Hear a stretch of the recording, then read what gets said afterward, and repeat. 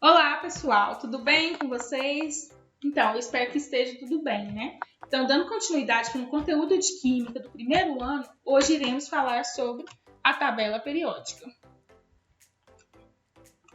Então, a tabela periódica atualmente ela possui 118 elementos químicos, tá? E ela é organizada através do seu número de ordem crescente do seu número atômico, tá bom? Ela tem 18 grupos, que são as colunas, ou também chamado de família A e família B, tá? Temos também 7 períodos, que são as linhas, tá bom? E também a tabela também pode ser dividida em metais, ametais, hidrogênio e gases nobres. Também pode ser classificada em elementos representativos, elementos de transição interna e externa e os gases nobres, certo? O número do grupo dos elementos representativos corresponde ao número de elétrons da camada de valência. O que quer dizer isso? Quer dizer que cada grupo lá dos elementos representativos significa a quantidade de elétrons que ele tem lá na camada mais externa, né? Tem a camada mais externa. Vamos olhar aqui para vocês verem aqui, ó, na tabela periódica. Olhem, observem para vocês verem. Ó, vamos olhar aí, ó, os elementos, quantos elementos tem. Observe aí, o hidrogênio, o número atômico dele, 1. Seguindo a mesma linha, o Hélio, o número atômico dele, 2. O lítio, o número atômico dele, 3. Berílio, o número atômico dele, 4. E assim por diante, até chegar lá no último elemento, que tem o número atômico 118, certo? Temos também 18 grupos, como eu citei para vocês. Cada coluna aí, ó, representa um grupo, certo? Ou também chamado de família A ou família B. Temos também os elementos representativos, né? E também os elementos de transição interna e externa. Esses elementos aí que estão em azul, né? Esse azulzinho aí do meio, eles são os elementos de transição externa, tá? Esse outro abaixo, esses dois abaixo aí, são os elementos de transição interna, tá? Vou falar um pouquinho sobre as características dos metais. Os metais são 80% dos elementos químicos da tabela periódica, tá? Os metais têm a característica da cor deles, que são prateados ou acinzentados, com exceção do cobre e do ouro. O cobre é avermelhado e o ouro amarelado, tá? E na maioria, né, deles, na temperatura ambiente, eles são sólidos, com exceção aí do mercúrio, tá? Que em temperatura ambiente ele é encontrado no estado físico líquido.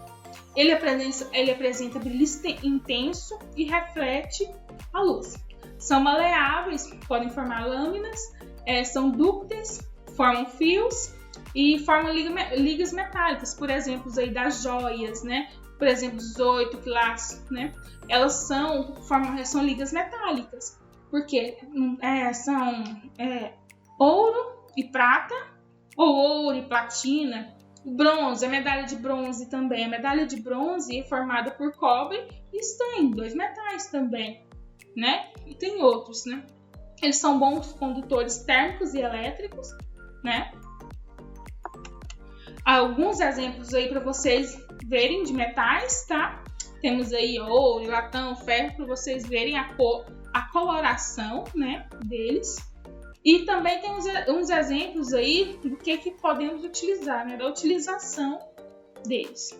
Vou falar um pouco dos ametais. Ametais, eles, como eu falei para vocês, eles são poucos em relação à quantidade de metais que temos, né? Os metais, eles não são bons condutores elétricos nem térmicos e não apresentam brilho, tá bom? E são encontrados em vários estados físicos, como aí vocês podem observar. Alguns exemplos, né? Carbono, cloro, bromo. Por exemplo, o carbono, ele é encontrado na temperatura ambiente sólido, no estado físico sólido. O cloro em estado físico gasoso. O bromo, né? Que é um metal que é encontrado no estado físico líquido. Temos os gases nobres. Por que eles chamam assim? Porque eles já são completos, né? na sua última camada, na camada de valência, a camada mais externa do átomo, eles já estão completos. Já tem 8 elétrons, já não precisa nem ganhar nem perder para ficar estável, né? Por isso eles são poucos reativos. São esses elementos aí, certo? O hidrogênio não tem grupo, né? Não tem grupo. Ele combina tanto com metais e ametais. Ele é abundante na atmosfera terrestre e também encontrado na água, tá? Altamente inflamável. Aí para vocês poderem observar a quantidade de metais e a quantidade de não metais, de ametais, certo? Cada grupo, né, tem um nome, certo? Tá aí para vocês olharem, ó. Grupo 1, lembrando que o hidrogênio não tem grupo nenhum, né? Então ele tá fora, por isso ele tá com essa corzinha aí. Grupo 1, metais alcalinos. Grupo 2, metais alcalinos terrosos. Grupo 3, até o grupo 12, metais de transição.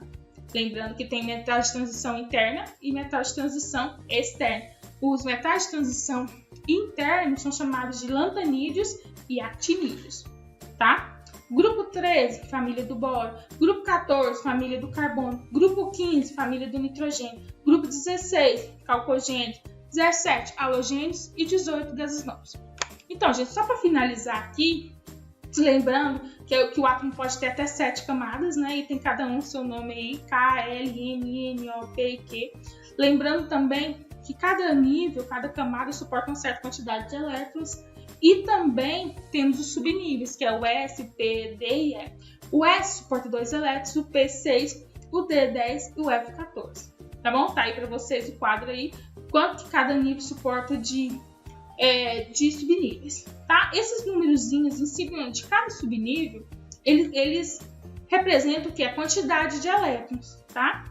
Então, por exemplo, aí, ó, se um elemento só tem a camada K e ele tem 2 elétrons lá, um S2, certo? Quer dizer que ele tem 2 elétrons.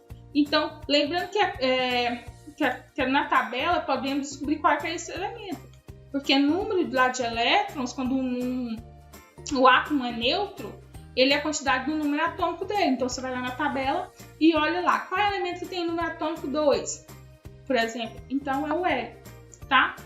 Esse outro aí, pessoal, é o quê? Uma distribuição eletrônica, tá bom?